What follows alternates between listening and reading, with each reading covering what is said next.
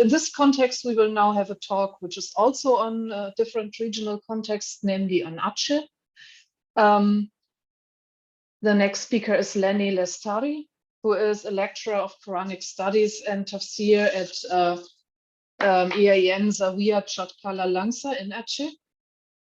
And she graduated in Quranic studies at Sunan Kalijaga in Yogyakarta.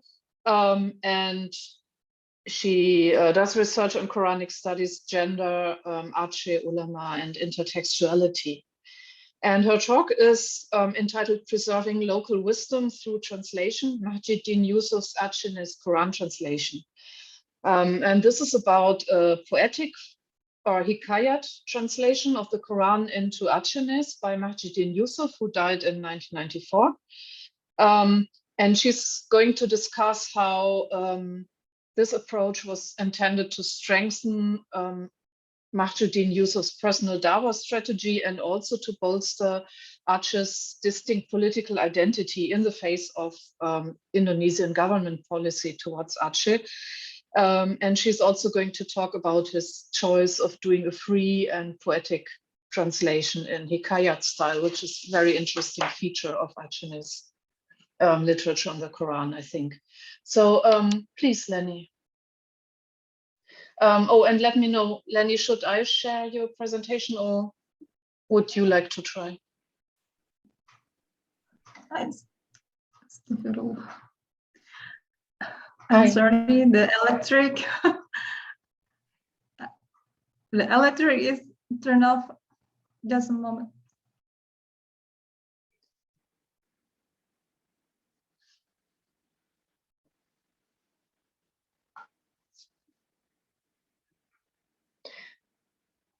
I don't hear you, no? All of you can see my face because the electric. Yes. Okay. Yeah. Yes, we can see you. Julia sent me your presentation. So should I share it or do you want to share it? I can share by myself. Okay.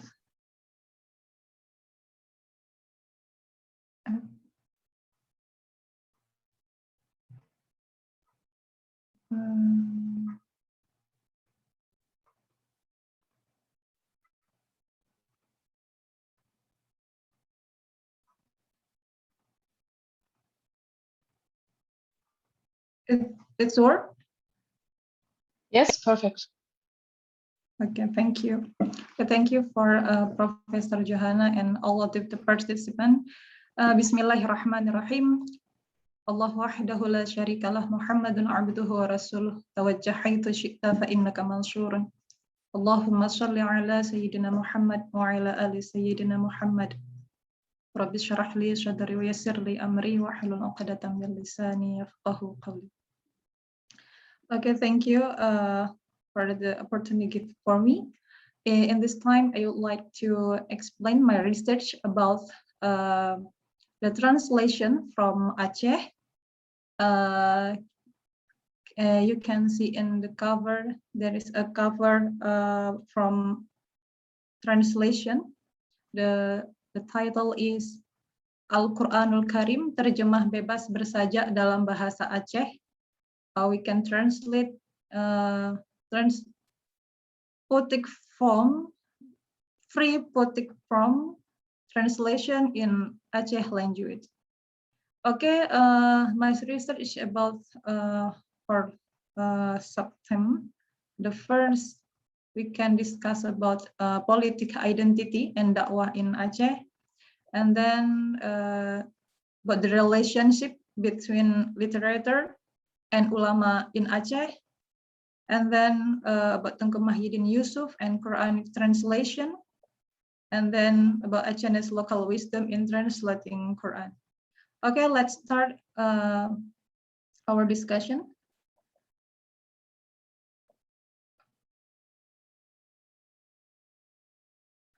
Okay, historically, the religious discourse always controlled by the Aceh kingdom.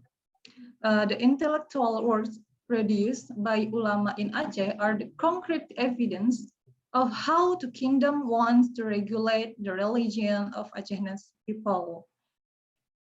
After the colonials came, that is Dutch, religion then become a kind of spirit to fight the colonialists.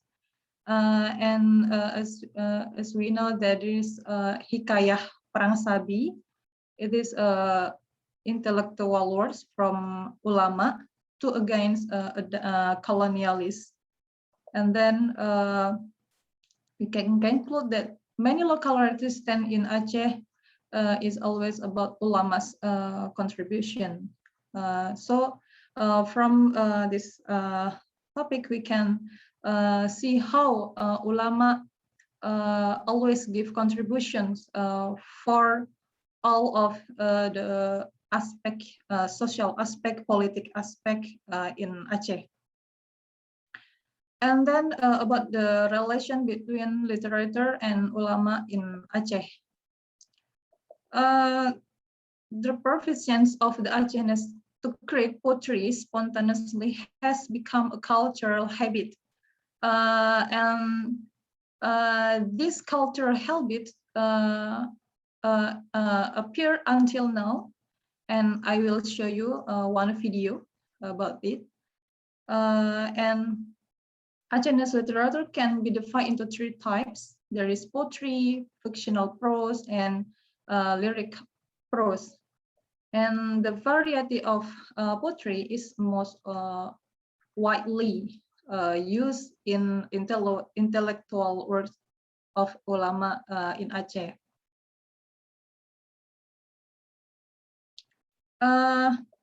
In this one example,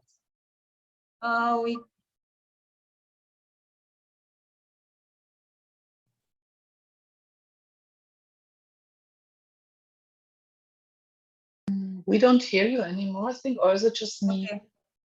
Okay. Yeah, no, it's fine.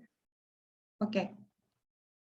From the video, we can see that literature is read by students in elementary schools in Maulid celebrations.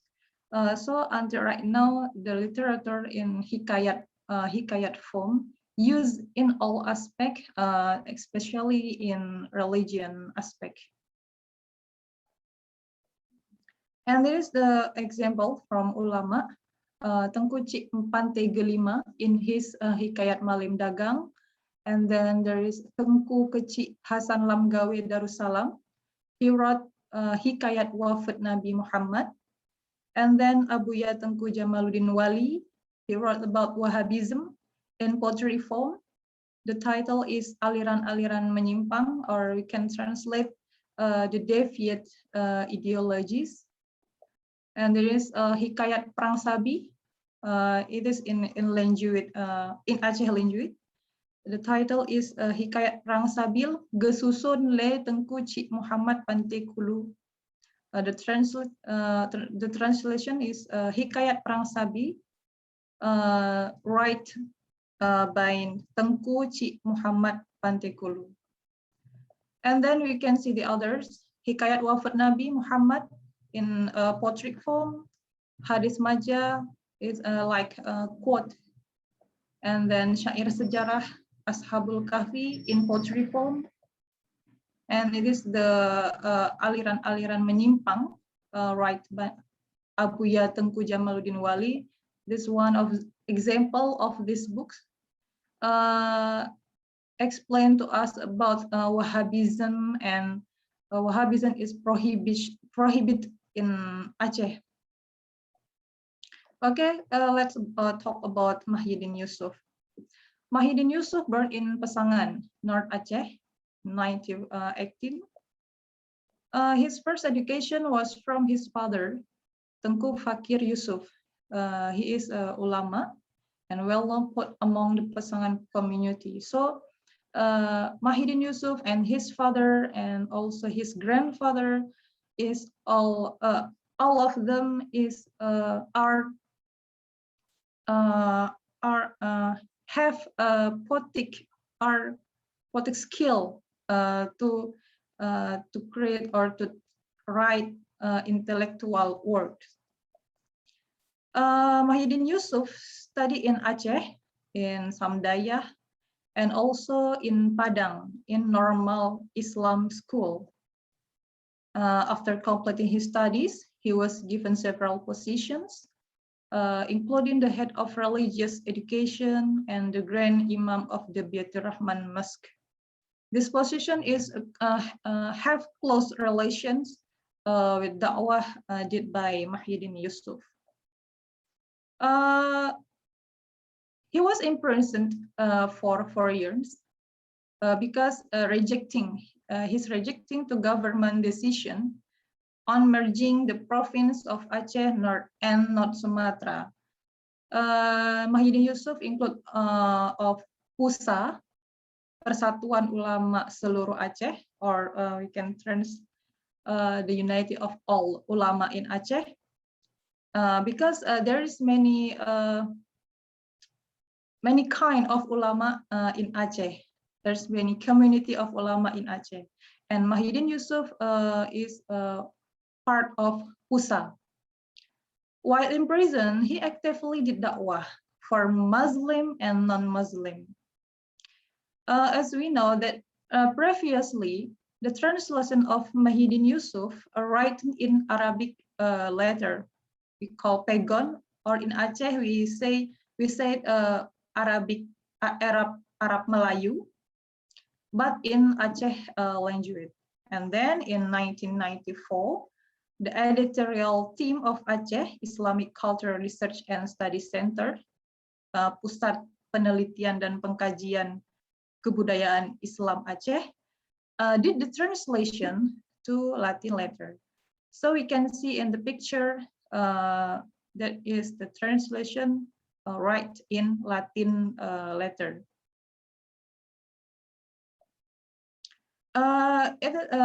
There is 3 surahs translated in prison: Surah Al-Kahfi, Surah Yasin, and Surah Al-Insyirah.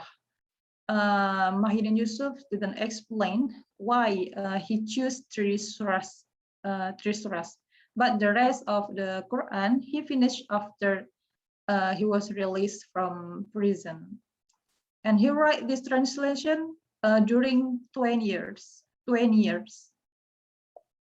Okay, it is Quranic translation in Jusuf word. The first thing is about dialect. He used North Aceh dialect because it is the dialect used in majority of Aceh people, from Ulegle to Aceh Tamiang. And then he used Pakho to harmonize sounds. We say rima in Bahasa, between one line and another. And then he used buhu, the harmony of sound through the number of syllables in a line. And then the fakuk and buhu in Aceh we call nalam or nazam or hikayat or poetry form, or in Bahasa we can say syair. Okay, in the last topic tonight is about the translation in Mahjiddin Jusuf word. In this picture, we can see about the part of translation. In the left side, there's translation, and in the right side is the first is Al-Quran, ayah of Al-Quran. I took one example to show how Mahjiddin Jusuf preserved Aceh local wisdom. In ayah or in verse 35, there is one unique word that is bulukat. Okay, we talk about the translation. In translation, there is no division of certain themes such as the Quran and the translation from the Ministry of Religion of the Republic Indonesia or Kemenak RI. But in translation of Mahjiddin Jusuf, there is no division. So he translate from the first until the last ayah. And then he always start by lafaz Bismillah in a long translation. Let's see in this translation. Bismillahirrahmanirrahim. He translate ngan nama Allah lun pupun surah, Tuhan hadarat yang maha murah, Tuhan kusidro gemasih tat-tat, dunia akhirat rahmat nelimpah. It is a translation. In the name of Allah, I begin the surah, the God most generous. My God is the only most gracious in this life and hereafter, the mercy from God. Actually, I have difficulty to translate Mahjiddin Jusuf translation, but I choose the sentence close relate to the source language from Mahjiddin Jusuf. Okay, it is the first of Yasin 35. Bismillahirrahmanirrahim. Liya'kulu min thamarihi wa ma 'amilathu aydihim afala yashkurun. If you see the translation of English Sahih International, that they may eat of his fruit and their hands have not produced it, so will they not be grateful? And also in Abdullah Yusuf Ali Quran translation, that they may enjoy the fruits of this tree. It was not their hands that made this. Will they not then give thanks? In this translation, there is a question, but in a translation of Mahjiddin Jusuf, there is no questions. All of the translation is in a statement form.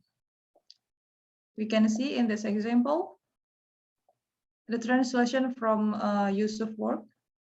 There is two stanza. The first stanza and the second stanza is related to one ayah. So occasionally, one ayah is in two stanza or more. In this ayah, there is two stanza. There is the first 35 start from the word tapajoh, and the last sentence is hana musiat cukup ke Allah. So we can see translation is by the number.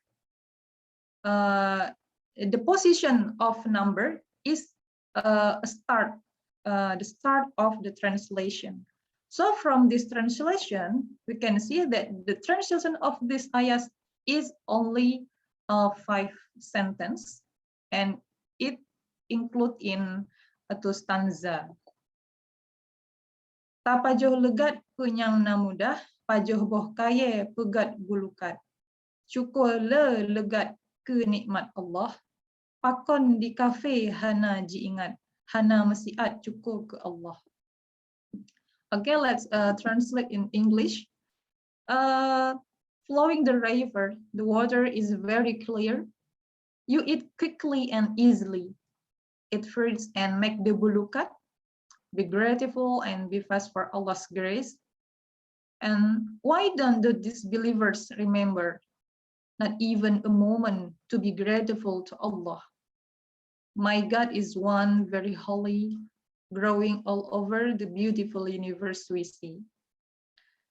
In translating this verse, Tengku Mahjiddin Jusuf add the word bulukat. Whereas the word bulukat has no equivalent word in Yasin 35. The sentence pajoh boh kaye pegat bulukat, if you translate it, becomes eat wooden fruit, make the bulukat. It means eat fruits and cook yellow glutinous rice. Ladies and gentlemen, this is the bulukat. Bulukat is yellow glutinous rice cooked with coconut milk and turmeric or without turmeric. If we use turmeric, the color is yellow, and without turmeric is white. The topping, or on the top of bulukat, there is umirah, like in a right side picture. Umirah is red coconut. So the coconut with brown sugar. And the other topping is we call tumpo, and all of them we can eat together. So bulukat and its topping eat together. Bulukat is one of Aceh's traditional foods that usually served in special celebration in Aceh. So bulukat is not only traditional food, but it's special, very, very special food in Aceh. Bulukat is served from wedding. There is a picture of a wedding in Aceh. There is a bulukat, and then newborn. When we put the food of a newborn baby to earth, or we can say earthing maybe. And then in pilgrimage, who wants to go to pilgrimage. And then in celebration of after learning Iqra, there is bulukat. There is also bulukat. So bulukat is always in every celebration in Aceh. So from this translation, we can know that the method Jusuf used in translating Quran, the first is broadening the meaning and then adapting the rhyme to Aceh culture. In adapting, he always use for line, and in each line there is 10 syllables. Is always in 10 syllables, and then he reducing the meaning. So like in the example, we can see there is no bulukat in Al-Quran, of course, but he translate the food can we make by ourselves to bulukat. So bulukat is the food can we make by ourselves. From this research, I assume that there is two main conclusions. First, Jusuf efforts assume to strengthen his personal dakwah strategy and to bolster Aceh political identity in the face of the Indonesian government's aim to merge Aceh into the province of North Sumatra. Mahjiddin Jusuf is a part of Pusa, and Pusa is led by Tengku Daud Bereh. So they reject of Indonesian government's decision to merge Aceh to North Sumatra. They argue that we are not we can merge to North Sumatra because we have different culture, we have different religion. Majority of Aceh people is Muslim, and majority of Aceh in Medan or North Sumatra are from Christianity. So we can merge in one province. So to reject these decisions, as we know that the other words in Indonesia, translation is used to make a decision to against government or to against the colonial. And then the second conclusion, Jusuf's choice to opt for a free poetic translation reflects a conscious decision to present the content of the Quran in a form that was based in pre-existing Acehnese literary culture. So using hikayat, using a poetic form is not a new tradition, but it is an old tradition from since the Aceh Kingdom era. According to Alyasa Abu Bakar and Zulkarnaini Abdullah, I interviewed them. their editorial team, they said that this translation style was based on Jusuf's awareness to present the content of the Quran and Islam in general, and to conduct an identical approach with the local wisdom of Aceh.